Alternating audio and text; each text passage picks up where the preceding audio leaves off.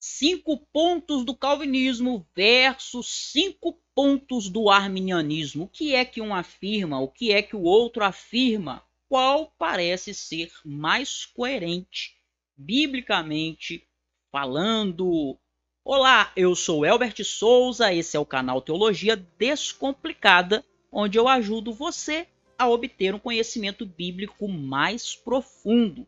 Como que nós fazemos isso? Através da melhor ferramenta que eu conheço para te dar um conhecimento bíblico sólido em pouco tempo, estudando da forma correta, que é a teologia. Por isso, esse canal Teologia Descomplicada, a gente está fazendo aqui, inclusive, o desafio 30 dias de teologia, onde eu estou colocando aqui uma aula curta, normalmente elas têm até 30 minutos, todo dia durante esse mês, tem aula de teologia aqui no canal, porque eu quero que você cresça muito no seu conhecimento de Deus, certo? Se você quer fazer isso, crescer no conhecimento, então faz o seguinte, se inscreve no canal, se você ainda não é inscrito. Se você já é inscrito, dá seu like nesse vídeo, seu joinha, curte aí, porque senão você não vai ter acesso aos próximos vídeos que eu vou colocar por aqui. Quando você se inscreve, quando você dá like, quando você compartilha esse vídeo, o YouTube vai te mostrar os próximos vídeos que eu puser aqui no canal, certo?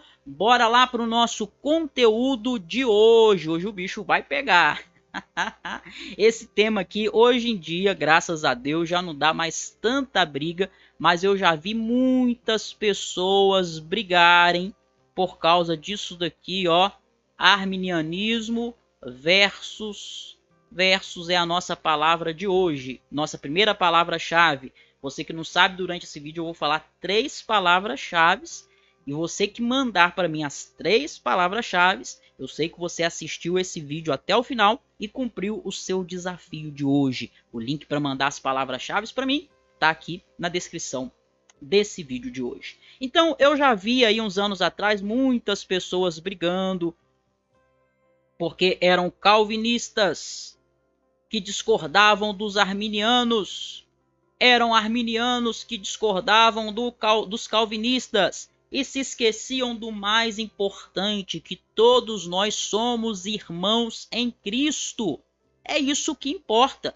Eu acredito, daqui a pouco você vai saber, eu acredito que um desses 2 pontos aqui é mais coerente com a Bíblia. E vejo muitos motivos pelos quais esse ponto é mais coerente, pelos quais o outro é incoerente. Eu já fui de uma visão, né? Antigamente, quando eu não estudava ainda teologia direito, eu me achava mais da outra visão. Quando eu comecei a estudar, eu mudei de visão. Estou convicto de que a visão que eu acredito hoje, ela é muito mais bíblica. Você vai ver aí ao longo do vídeo o que é que eu acredito, mas não precisa, se você pensa diferente de mim, não precisa brigar comigo. A gente vai continuar sendo irmão. Eu também não quero brigar com você. Nós vamos continuar sendo irmãos. Isso é um ponto marginal na teologia. Olha aqui para mim, olha aqui para mim, cadê você? Olha aqui para mim. Existem na teologia pontos que a gente chama de marginais, estão na margem, pontos centrais. Existem questões que nós não podemos negociar. Por exemplo, Jesus é Deus. Se alguém quiser discordar disso, eu não tenho comunhão com essa pessoa. Agora, com relação a calvinismo e arminianismo, são visões diferentes em relação à soteriologia, a doutrina da salvação, no que diz respeito à forma como a soberania de Deus e a responsabilidade humana agem, não é? E isso não é motivo para nós brigarmos, não é? Devemos nos amar como irmão em Cristo, mas também não quer dizer que a gente não possa discordar, não é? A gente pode sim discordar, desde que você tenha motivos coerentes e bíblicos, não é, para isso. Então você pode, olha, eu acho essa visão, acho o arminianismo mais coerente com a Bíblia. Mas não é só achar, é estudar a fundo. Veja o que o arminianismo ensina e o que a Bíblia diz. Ah, eu acho o calvinismo mais coerente. Mas não é só achar, é estudar. Veja o que o calvinismo diz e o que a Bíblia ensina. Não é? E depois de examinar à luz da Escritura, aí você vai estar mais amadurecido para tomar a decisão de qual ponto você deseja subscrever, qual que você entende ser mais bíblico. É isso que eu fiz e é isso que eu sugiro que você faça também, certo? Então vamos lá. Pontos do calvinismo e pontos do arminianismo, 5 pontos de cada um. Eu já gravei um vídeo explicando como surgiu os 5 pontos do calvinismo e nesse vídeo também você vai entender como surgiu os 5 pontos do arminianismo, porque um surge em função do outro. Se você ainda não assistiu o vídeo, vai estar na descrição desse vídeo aqui. E também no final do vídeo vai aparecer duas sugestões de vídeo para você. Na sua esquerda vai estar esse vídeo onde eu explico como surgiram 5 pontos do calvinismo e do arminianismo. E do outro lado vai ter um vídeo aí na sua direita que é o YouTube que vai sugerir para você, tá? Se você quiser assistir o vídeo onde eu expliquei sobre a origem dos 5 pontos, vai ser o vídeo que vai aparecer no final desse daqui na sua esquerda. Vamos lá então. Primeiro ponto do arminianismo diz respeito à vontade livre do homem, enquanto o calvinismo enfatiza a depravação total. O que é a ideia da vontade livre do homem? O arminianismo acredita que a vontade do homem é livre para escolher. Não acredito que esteja correto. Por quê? Porque é muito clara a doutrina da depravação total na Bíblia, que é o ensinamento de que o homem é escravo. Se o homem é escravo do pecado de Satanás, como que ele vai ser capaz de exercer sua vontade de forma livre? Gente, olha bem isso daqui, ó. Livre é uma palavra que é o antônimo, é o oposto de escravo. Não tem como alguém ser escravo e livre ao mesmo tempo. Ou essa pessoa é escrava, ou essa pessoa é livre. Se o homem é escravo do pecado, se o homem é escravo de Satanás, como que ele vai ter uma escolha livre? Como que ele vai escolher livremente por Deus? Não! Ele vai escolher sempre pelo pecado. Ele vai escolher sempre pelo mal. Por isso que tem pessoas que você evangeliza, tá o menino indo lá pra bagunça, lá pra balada, você fala, não, vamos pra igreja. Ele, eu vou nada, eu vou pra balada que é muito mais gostoso. É muito mais legal, eu vou curtir a vida doidada. Por quê? Porque ele é escravo do pecado. A vontade dele é escrava do pecado. Se o homem caiu, não é? Quando o homem cai, como a Bíblia ensina, que o homem caiu, não é? Tanto arminianos como calvinistas creem nisso. Quando o homem cai, todas as suas faculdades são afetadas. Seu pensamento é afetado.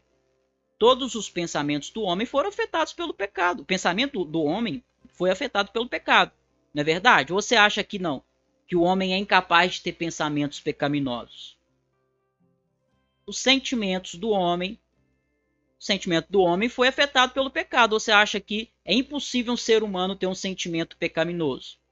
Vontade. Então, olha essas 3 faculdades: pensamento, sentimento e vontade. A vontade do homem foi afetada pelo pecado? Ou você acha que o homem não consegue ter uma vontade pecaminosa? Claro que ele tem vontade pecaminosa, sentimento pecaminoso, pensamento pecaminoso, porque ele foi afetado como um todo pelo pecado. É isso que significa depravação total. É que o homem foi afetado em todos os aspectos do seu ser pelo pecado. Aí eu te pergunto, será que a vontade do homem não foi afetada pelo pecado? A vontade dele não, foi preservada. Tudo foi afetado pelo pecado, mas a vontade dele continua sendo livre para ele escolher por Deus ou pelo pecado. Não, a vontade dele é escrava do pecado. Ele sempre vai escolher pelo pecado. Como que a gente se converte então? Obra de Deus. Somente se Deus agir em nós, na nossa vontade, é que nós podemos andarmos com ele, abandonarmos a vida de pecado. Somente se Deus agir na nossa vontade, porque ela é escrava do pecado. Mas se o Filho vos libertar, verdadeiramente sereis livres. Conhecereis a verdade e a verdade vos libertará. Então, mediante o Filho de Deus, mediante a verdade de Deus, Deus nos liberta do pecado. E aí, somente quando Deus nos liberta do pecado é que nós deixamos de ser escravos. Mas se o homem não for convertido, ele não tem vontade livre, ele tem vontade escravizada, portanto, ele vai sempre escolher pelo pecado. Vamos agora então para o segundo ponto do calvinismo e do arminianismo. Do arminianismo, eleição condicional. Do calvinismo, eleição incondicional. Vamos primeiro aqui na visão arminiana. O que significa para o arminiano a eleição condicional? Ele acredita que Deus elegeu sabendo aqueles que aceitariam. Olha isso. Olha aqui, eleição condicional. Olha aqui para mim. Lá no passado, sei lá quando, pensa numa época bem distante, Deus olhou para o futuro e falou assim: no dia 31 de março de 2010, o João das Couves vai se converter. Então já sei, eu vou eleger ele. Ele vai ser um eleito meu. Estou vendo aqui que ele vai se converter, então já que ele vai se converter, ele vai ser um eleito meu. Observe que a eleição, a predestinação, tem muita gente que atribui isso ao calvinismo. Mas os arminianos também creem na doutrina da eleição e da predestinação. Os arminianos também creem que Deus nos elegeu. Isso é uma doutrina bíblica. E eu já gravei mais de um vídeo aqui sobre isso, sobre a doutrina da eleição, da predestinação, tá? Muita gente falando bobagem, a doutrina da predestinação, da eleição é do diabo. Não, uma doutrina bíblica. Bíblica. Você vê a Bíblia falar, mencionar o termo eleitos, você vê a Bíblia falar o termo predestinação. Se você não acredita, então rasga a sua Bíblia, porque tá lá. E não é coisa de calvinista apenas. Arminianos também creem na predestinação, na eleição. Porém, ele acredita, com relação à eleição, né, melhor dizendo, mais especificamente, ele acredita na eleição baseada na presciência. Ou seja, Deus viu que o João das Couves ia se converter e por isso Deus escolheu. Qual que é o problema disso? De dizer que a eleição de Deus está condicionada à escolha do homem. Porque Deus se torna sujeito, Deus se torna impotente. Deus se torna sujeito à vontade do homem. Deus se torna uma vítima do futuro. Então, se Deus olha para o futuro e vê que eu não vou escolhê-lo, Deus não pode fazer nada, mesmo que ele queira me salvar. Não faz sentido, né? Deus é poderoso. Deus olha para o futuro e Deus faz tudo baseado naquilo que ele vê no futuro. Então você tem aqui um outro ser tão poderoso como Deus, que é o futuro. E se o futuro tiver reservado coisas que não são de acordo com a vontade de Deus, e aí? Deus vai se tornar uma vítima do futuro? Então a eleição condicional é complicada. Já o calvinismo acredita na eleição incondicional.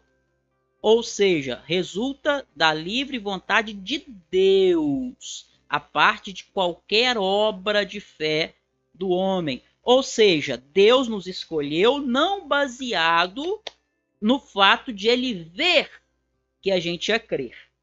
Não. Deus nos escolheu primeiro e por isso nós cremos. Então, ao invés de Deus olhar para o futuro e ver, o João das Couves lá em 2010 vai se converter, por isso eu vou escolher, é o contrário. Deus fala assim, lá no passado Deus falou, eu vou escolher o João das Couves. Quando chega em 2010, o João das Couves se converte. Por que o João das Couves se converte? Porque Deus o escolheu.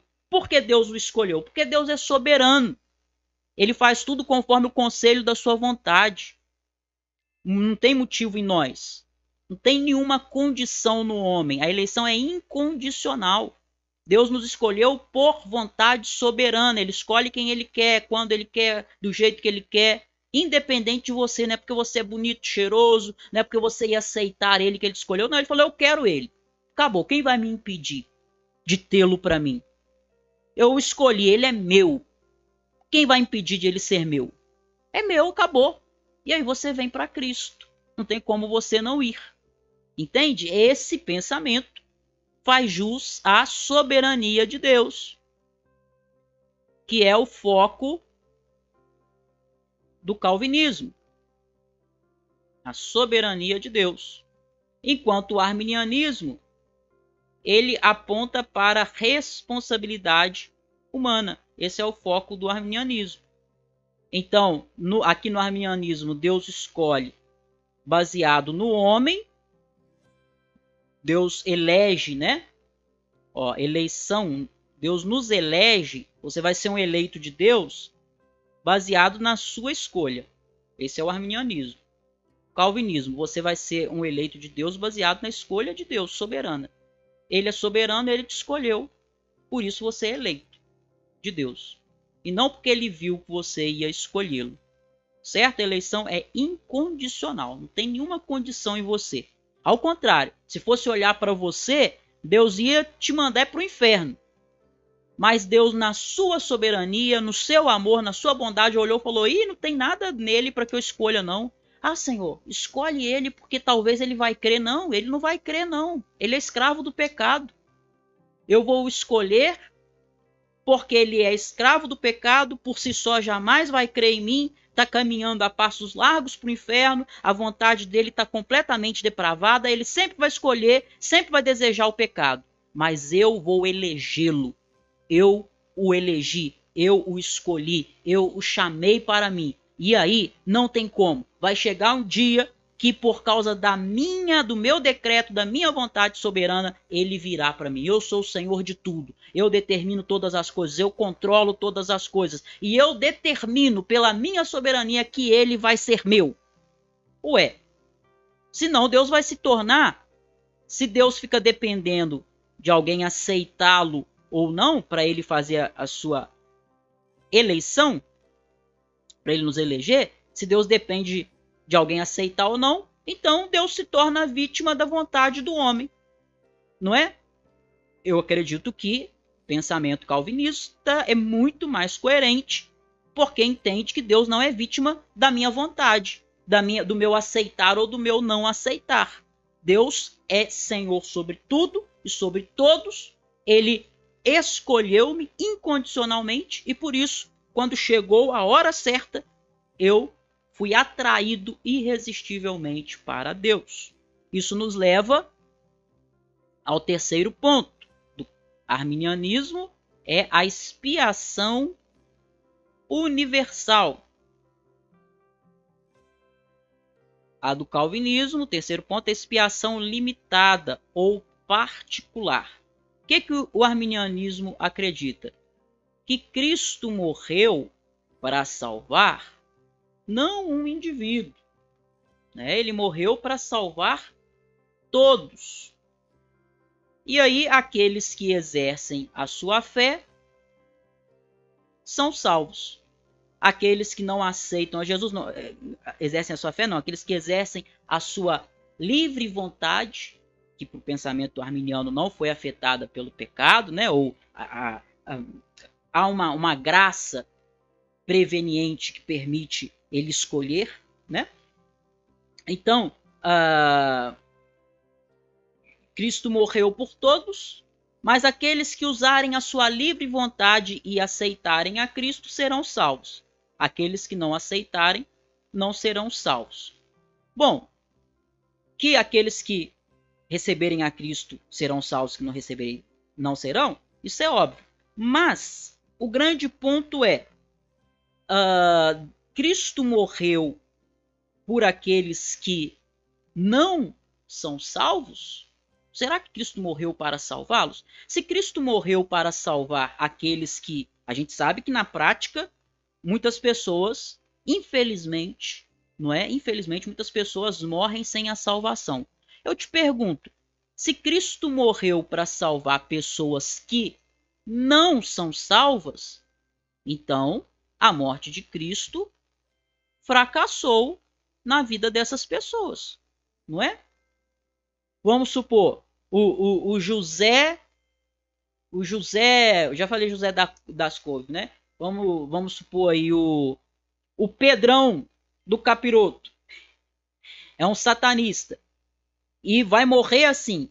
Bom, Cristo morreu para salvá-lo, mas ele não é salvo. Então a morte de Cristo por ele não resultou em nada, não funcionou para nada, não é? Porque Cristo morreu para salvar ele, mas não conseguiu salvar ele. Esse é o pensamento arminiano. Já o pensamento calvinista entende que Cristo morreu para salvar pessoas determinadas.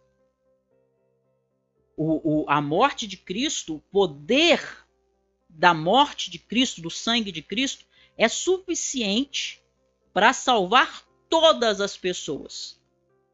O sacrifício de Jesus é tão poderoso que, se Deus quisesse, ele poderia salvar até os demônios. O que não vai acontecer. Mas é tão poderoso que poderia salvar tudo e todos. Mas isso não vai acontecer. Por quê?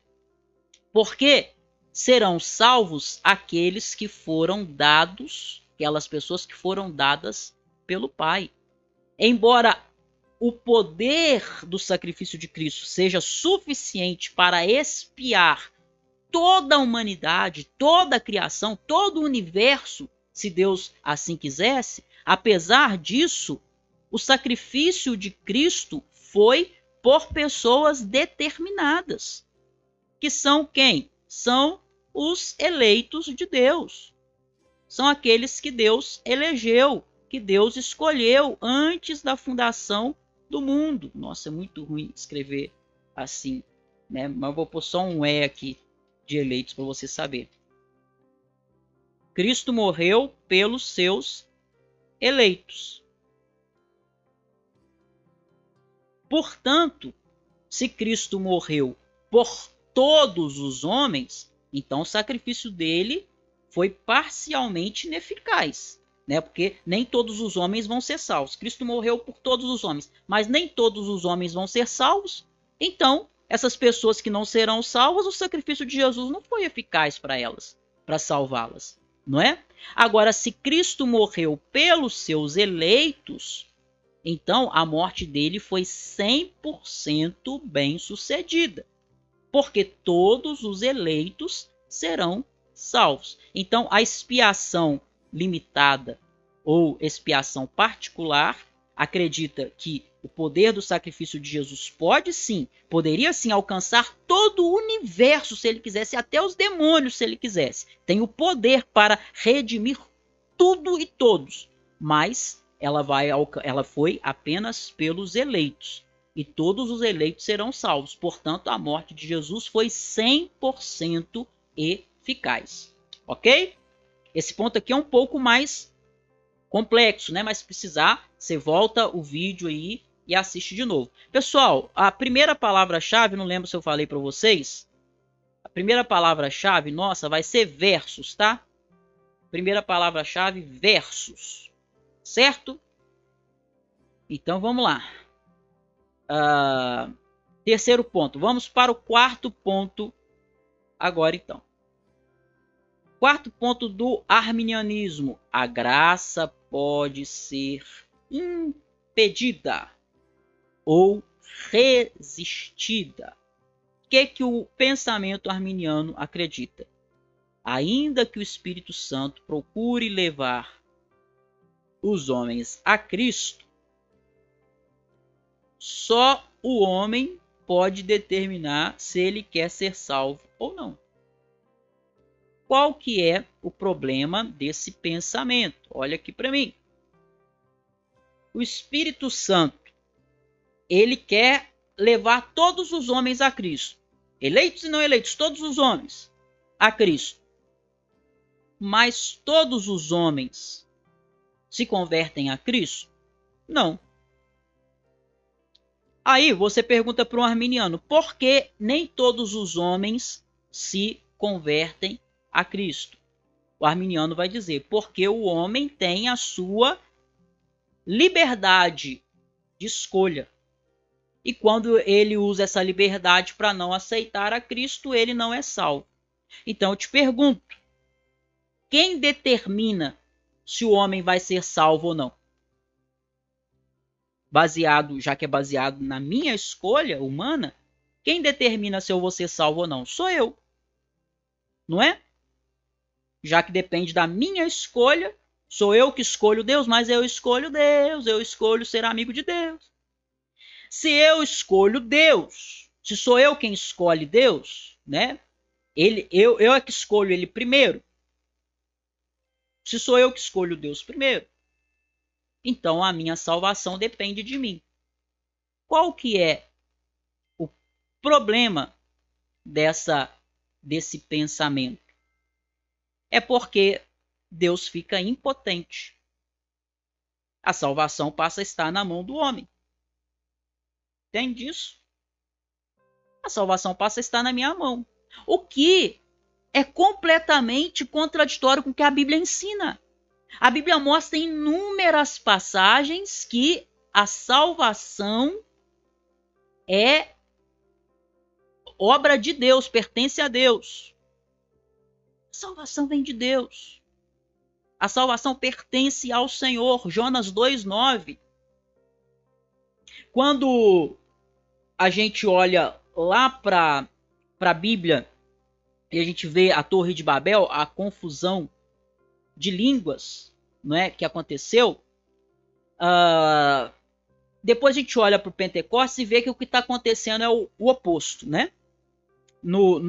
Na Torre de Babel, Deus desceu e confundiu a língua deles. Eles quiseram subir até a Deus, construir uma torre que chegasse até o céu. Eles quiseram construir um caminho para Deus e Deus os confundiu. No Pentecostes acontece o oposto. Não é o homem que vai a Deus, é Deus que vem ao homem. Não é verdade? Deus é quem vem ao homem. Quando Cristo... Isso mostra que o caminho quem constrói é Deus, certo? Quando o homem tenta construir um caminho para ir a Deus, dá errado. A gente não faz teologia da terra para o céu, a gente faz teologia do céu para a terra. Observe que quando Jesus morreu, a Bíblia diz que o véu do templo se rasgou de cima a baixo. Não diz que se rasgou de baixo a cima, de cima a baixo. Por quê? Quem constrói o caminho da salvação é Deus. A salvação vem do alto para baixo, não de baixo para o alto. É Deus quem vem ao nosso encontro. É Deus quem nos escolhe. Não, eu vos escolhi a vós. Não foste vós que me escolheste a mim, mas eu vos escolhi a vós. A salvação está na mão de Deus. Aí, se eu acredito que a graça pode ser resistida, que a graça pode ser impedida, então a salvação depende de mim. Depende de nós. Então a salvação nesse caso dependeria de mim. Se a salvação depende de mim, Deus fica lá no céu. Poxa, eu queria tanto salvar ele, mas ele não deixa. Nossa, ele podia dar uma chance para mim. Abre a porta do seu coração. Aí usa Apocalipse descontextualizado, né? Eis que estou à porta e bato. Aquele texto não está falando disso. A graça de Deus, ela pode, como diz o John Piper, ser resistida até não ser mais. Se você é eleito de Deus, a princípio você pode até tentar resistir Deus, como deve ser o testemunho de vários de vocês que estão aqui assistindo esse vídeo. Mas se você é um eleito de Deus, chega um momento que você não pode mais. Você pode tentar fugir de tudo enquanto é jeito, mas Deus alcança você. Talvez até, como diz a frase, quem não vem pelo amor vem pela dor. Às vezes Deus pode permitir uma situação difícil na sua vida. Pode acontecer inúmeras coisas, Deus pode usar inúmeros meios, mas quem está no controle da sua salvação é Ele, não é você não. E mesmo que você seja resistente a princípio, você vai ser igual um boi, recalcitrando contra os aguilhões, mas Deus vai te aguilhoar com a graça dele. E vai chegar um momento que você não vai poder resistir, como aconteceu com o apóstolo Paulo no caminho de Damasco. Jesus se manifesta para ele pôde resistir, falar, não, caí aqui no chão, né, tô cego, mas vou continuar aqui sendo quem eu sou. Não. Quando o Senhor quis alcançá-lo de vez mesmo, Deus deixou ele ficar resistente lá por um tempo. Mas quando Deus falou, chega, Paulo, agora você é meu, agora eu te escolhi antes da fundação do mundo, você é meu, chega de pensar que você é seu mesmo. O que ele pôde fazer? Ele não pôde fazer nada. Porque, como afirma, ponto de vista reformado, calvinista, a graça é irresistível. A graça de Deus não pode ser obstruída porque ela é irresistível. Isso não significa que Deus esmaga a vontade do homem com um gigantesco compressor, tá? Olha aqui para mim. Quando nós dizemos que a graça é irresistível, então significa que a pessoa não quer Deus, mas ela vai para Deus contrariada. Deus violenta a vontade dela? Não. Não. Ninguém vai para Deus contrariado. Ué, professor, mas você acabou de falar que não dá para resistir a Deus. Quando ele realmente quer alcançar com a sua graça o seu eleito, ele traz ele irresistivelmente, não dá para resistir. Sim. Mas Deus não passa um compressor por cima da sua vontade, você vem contrariado. Não é como aqueles casamentos arranjados que tinha antigamente, né, que a pessoa não queria casar com a outra, mas ela era obrigada a casar. Não. O que Deus faz? Lembra que eu falei contigo que a sua vontade era escrava do pecado e você só escolhia pelo pecado? O que Deus faz? Deus muda a sua vontade. Darei para vocês um coração de carne. Vou tirar esse coração de pedra e vou dar um coração de carne, como ele fala lá em Ezequiel. Então Deus pega aquele coração obstinado que você tinha, aquele coração que rejeitava a Deus, que era inimigo de Deus, e te dá um novo coração. Esse novo coração que ele te dá é um coração que fala como o salmista: minha alma anseia pelo Deus vivo, assim como a corça suspira pela água. Eu desejo pelo Deus vivo. É assim que a graça se manifesta irresistível. Deus troca a sua vontade, Deus troca o seu coração, Deus te regenera, Deus te dá uma nova natureza. E aquele velho homem morreu, eis que tudo se fez novo. E esse novo homem deseja a Deus mais do que tudo.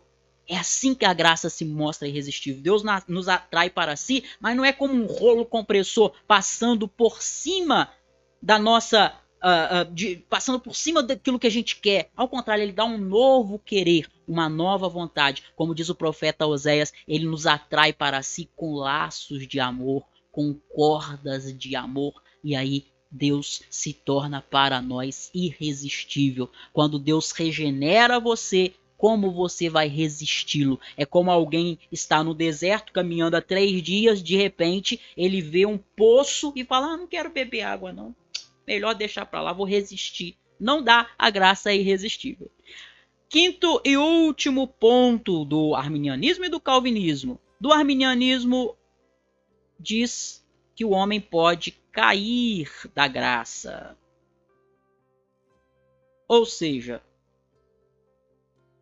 o homem, se ele é salvo por um ato da sua própria vontade livre, né? O arminianismo acredita que o homem consegue exercer a vontade livremente e aceitar a Cristo por sua própria decisão. É ele que escolhe a Cristo, né, antes de Cristo escolhê-lo. Então, se é ele quem agiu para sua salvação, ele também pode perder a sua salvação. Já que a salvação está na sua mão, você pode ganhá-la, você conquistou ela, você pode perder a sua salvação de novo, né? Já o ponto de vista calvinista ou reformado acredita na perseverança dos santos. Ou seja, se dependesse de você, você ia desviar mesmo. Se dependesse de você, você ia cair mesmo.